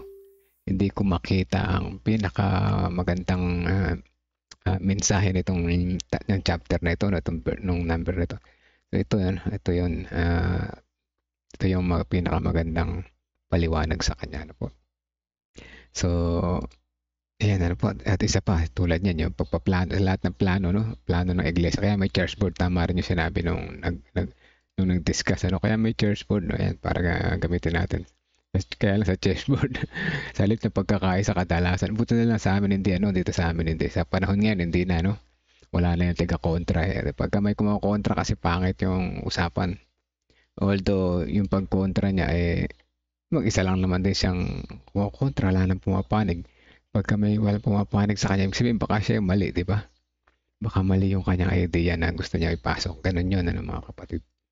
So, kasi pagka talaga sa anumang gawain na merong isang hindi tumanggap o hindi gusto, kumontra ba, pero wala naman pumanig sa kanya, parang hindi na nagkakaroon ng misunderstanding. Ano ang misunderstanding dapat na ayusin, ayusin para magkaroon ng magandang resulta, mga kapatid. Po. So learn, always learn, mga kapatid. So yan ang ating lesson sa umaga nito. Napakaganda rin nung lest we forget, medyo choppy lang si host yung reader. Kasi nga sa signal niya, po. Pero maganda rin yung lesson tungkol naman yun sa kung bakit sa Europe nagsimula, di ba galing sila sa Amerika, nagsimula sila mag-outside, lumabas sa Europe nila sinimulan, Bakit sa Europe? Una kasi may napunta na rin na, although hindi naman legit, ano ba tawag doon? Hindi pinadala ng General Conference, pero nagpunta si Tchaikovsky. Nagsimula na siya kaya sinundan na nila. At pangalawa, bakit sa Europe? Dahil maraming Kristiyano doon, mga kapatid. Yun ang buod ng lesson, dahil maraming Kristiyano doon. Ang motibo nila ay para paalalahanan yung mga Kristiyano na naliligaw na landas. Naliligaw na landas. At doon naman sa mga pagano, meron talagang mga ngaral na nangangaral doon. At pagka sila ay naging Kristiyano na, it's time na para pumasok ang mga Adventist para sa doktrina, para sa Three Angels Message, para sa pagdating ni Jesus. So yun tumatakbo yung lesson kanina sa Lest We Forget, mga kapatid. Sabi ni Nanay Nerissa, tama po, napakagandang idea po na magkaroon tayo ng budget para sa emergency ng kapatid. Pwede yan, di ba? Maganda yan. Kung lahat tayo nagkakaroon na ng COP, may sisingit na yan. Kaya lang sa ngayon, Nanay Nerissa, pagka sinabing emergency, hindi yan maliit. Pero makakatulong ang iglesia pagka meron ng fund, emergency fund, tawag ito yung for hospitalization, hospitalization, tawag dito yung financial assistance. Kahit maliit, makakatulong, di ba?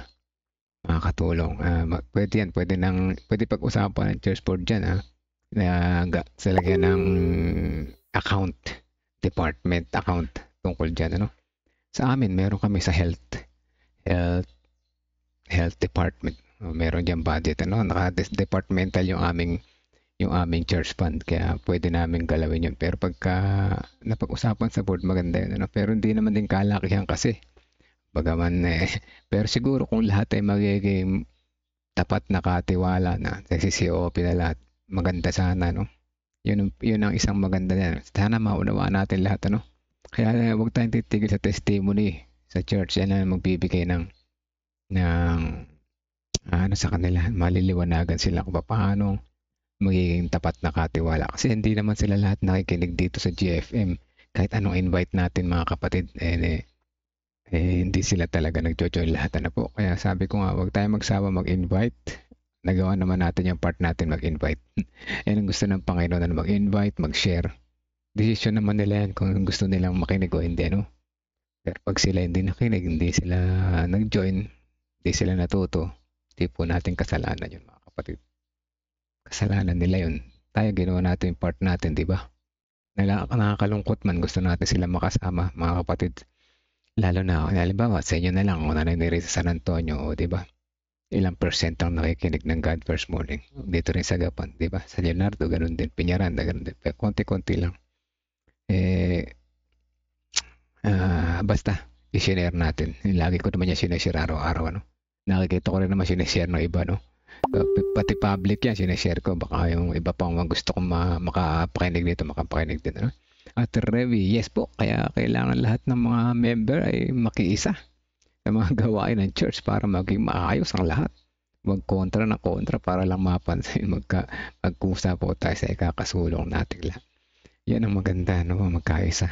Yan naman ang gusto ng Panginoon, Sabi ni Nanay Nerissa, kaya nga, pagkakaisa, nangyayari ng lahat ng mabuting katiwala. Yes, di ba? Pero maganda yun. Gusto ko yung may emergency fund.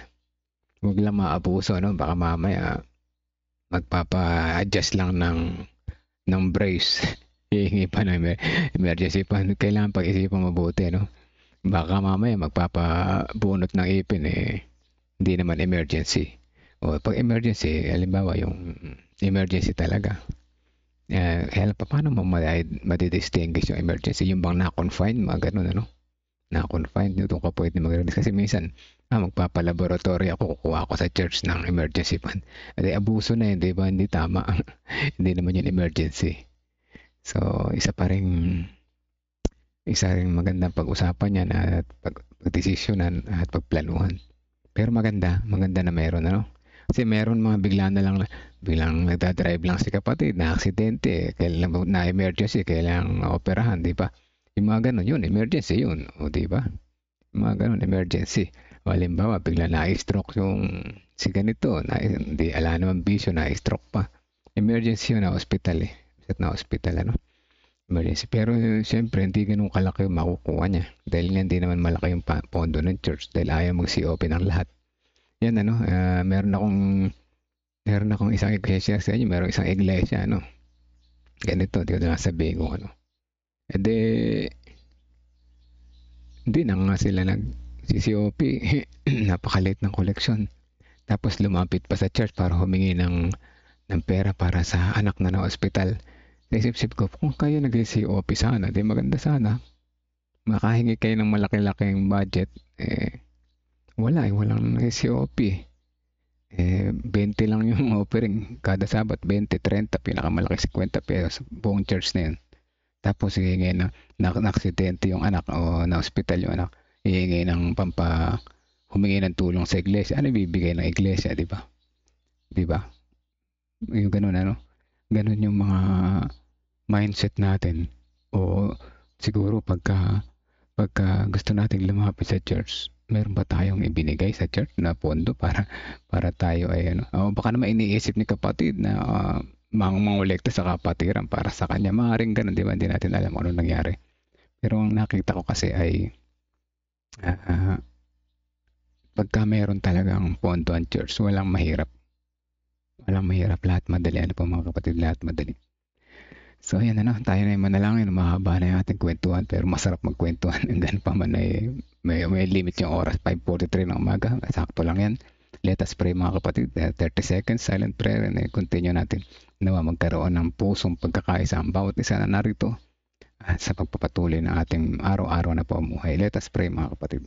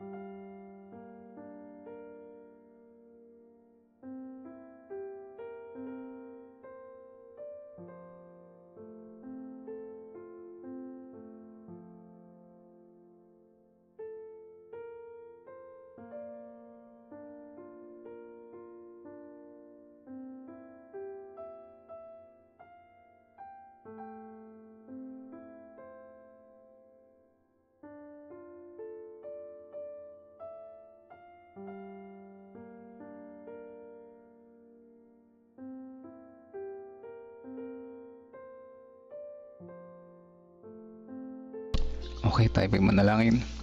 Amang banal na makapangyarihan sa lahat, muli ang aming pasasalamat po sa inyo sa umaga na ito ay taas puso na aming tinataas at papuri sa iyong pangalan, sapagkat kayo ang Diyos na mapagmahal, maibigin, kayo ang mapagpatawad, kayo ang Diyos na nagbibigay sa amin ng patuloy na pag-asa sa araw-araw. Salamat at kami muli inyong ginising sa aming pagkakatulog. Salamat at muli nyo kami in-invite muli sa God First Morning na makapakinig muli na iyong mga salita, mga aral, mga plano, mga paanyaya sa amin.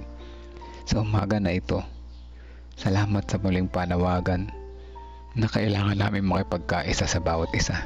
Kailangan namin ng mabuting fellowship. Kailangan namin ng pagtutulungan. Sa tulong po ninyo, o dakilang Diyos, ang gawain dito sa lupa ay madaling matatapos. Ang aming panalangin ay sa aming pang-araw-araw na pamumuhay, maging isang magandang halimbawa kami sa aming bahay, sa labas ng bahay, sa aming iglesia, sa kapatiran, ng pagiging isang tapat na katiwala. Gamitin niyo po kami, O Diyos, kung paano namin ma-encourage ang iba na magkaroon ng magandang edukasyon sa pagiging tapat na katiwala. Kung paano sila ay mag-join dito sa God First Morning, sapagkat dito kami ay nababago unti-unti. Ang aming karakter ay unti-unting naaayon sa inyong kalooban at nagiging maliwanag ang aming paningin sa hinaharap at madali na nakikita namin ang mga mali at naiiwasan ito sa tulong po ninyo, dakilang Diyos. Salamat sa inyong pagmamahal sa edukasyon na ito na napakaganda na kaming natutunan. Sa umaga na ito, meron kaming mga personal prayer requests. Ang bawat isa na narito ngayon ay may mga personal din kahilingan na nais namin ilapit sa inyo. unang-unang sambahayan ni Ate Lorna at Kuya Bobby. Ay patuloy niyo silang pagpalain ng malusog na pangatawan, ang kanilang kalusugan ng bawat isa, kasama na yung kanyang mga anak sa malayo at kanyang mga apo. Ngayon din si Sister Sweetie kasama Sister Hannah at ang kanilang buong pamilya. Si Sister Vicky din Jimenez na nagtatrabaho sa malayo, ay samahan niyo po siya pati yung kanyang pamilya sa Pilipinas. Si Ma'am Nora kasama ni Brother Leonard at Brother Victorino Gutierrez. Ngayon din ang kanyang kahilingan para kay Brother Lawrence Olarte and family. Dalangin din namin ang sambahayan ni Sister Janet, Brother Jojo Gatmaytan, ang sambahayan ni Ate Revy Padilla, yung kanyang mga anak at yung kanyang mga apo, na patuloy na makita ang liwanag at siya maging halimbawa si Ate Revy sa kanila at makilala kayo bilang aming personal na tagapagligtas. Ganyan din ang kapatiran ng San Leonardo Church. Ang aming gawain dito na paparating simula sa linggo hanggang sa Biyernes, samahan niyo po kami, o dakilang Diyos. Ganyan din ang sambahayan ni Sister Des Flores, ang kanyang mga anak, kasama na ang sambahayan nila si Ate Christy, Kuya Edgar, ang patuloy na kagalingan kina Agerico Banson at Irene Padilla. Ganyan din ang sambahayan ni Ate Mitch San Jose, ang kanyang buong pamilya, Sister Dang de la Cruz, at ganyan din ang kanyang mga prayer request para sa kanyang mga anak at sa kanyang asawa. Ganyan din ang sambahayan ni Sister Marlene Garcia, Sister Juliet Barcibal, Sister Gloria Balbido, kasama na yung prayer niya para sa kanyang asawa na makasama niya sa pagsimba at mag-total surrender din po at makasama niya sa pananampalataya. Ganyan din ang sambahayan Kuya Melchor, Kuya Monching, Kuya Narsing Canlas. Kasama na rin ang sambahayan ni Sister Nimpa Rivera at yung kanyang hipag na nagpapagamot. Dalangin din namin ang sambahayan si Sister Maria Isabel Santiago Makasakit, ang family din at sambahayan ni Ma'am Femi, Kuya Abner, Ma'am Rachel, ang buong pamilya ng Sabat at ang guys, parents, pupils and teachers. Ganyan din ang sambahayan ni Ate Sally Sanchez, Sister Wilma Fernandez, ang sambahayan ni Sister Aurea Melihor, Elizabeth Erese, ganyan din yung kanyang anak na nagpapagaling. Ang sambahayan din ni Sister Shirley Rosa Cinto, Sister Marites Corameng, ang sambahayan ni Sister Nancy at Brother Esmin Suba, ang sambahayan ni Sister Elsa Pavilion Lim, ganyan din ang sambahayan ng buong Bacolor Mission Group sa pangunguna ni Brother Cyrus Bermejo. Amin din pinapanalangin ang comfort sa pamilya nila Brother Edmund Sabio at nila Pastor Ernie Marin sa pagkawala ng kanilang mga mahal sa buhay. Dalangin din namin ang sambahayan ni Sister Melissa Gamboa, Sister Jennifer Mendoza, Sister Teresita Ladia, Sister Teresita Dairet Reyes, sambahayan ni Sister Evangeline Legaspi, Sister Heidi Celino Salazar, ang Saguing Dinalupian Batan Church, kasama namin sa panalangin. Ang sambahayan ni Kuya Arman Reyes, ni Ate Jasmine, kasama na sina ang pagpapagaling sa karamdaman ni Jen Reyes nung saan siya ay may breast cancer. Dalangin din namin ang sambahayan ni Sister Gina Salazar at ang iba pang mga kapatid na hindi namin nabanggit na kasama namin ngayon na nanalangin. Dinggin niyo po nawa ang aming panalangin ayon sa inyong kalooban at hindi lang sa aming kagustuhan. Patawad po, dakilang Diyos, kung saan kami nasumpong nagkulang at nagkasala. Ito pong aming dalangin sa pangalan ni Jesus namin tagapagligtas. Amen. Amen.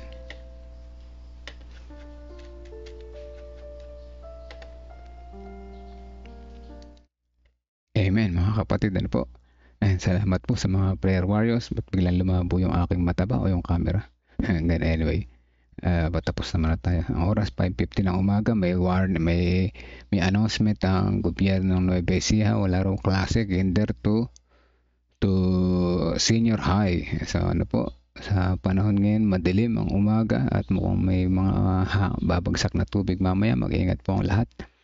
At naway ang ating mga gawain ay hindi mahadlangan ng mga masamang panahon na yun. Ano po? So, salamat sa mga nag-response, Sister Sweetie, Sister Evelyn Sabat, at sa iba pang mga nariyan sa live ngayon. Ate Mitch, salamat po sa response. Hindi ko alam Ate Mitch kung may pasok sa guys, baka wala may HSA meeting pero may bagyo, hindi ko lang matutuloy. Ate Sally Sanchez, salamat po sa response at sa iba pang mga nandyan sa background. Puputulin ko na yung live ngayon at hanggang bukas po muli mga kapatid. Salamat po at God first morning sa ating lahat.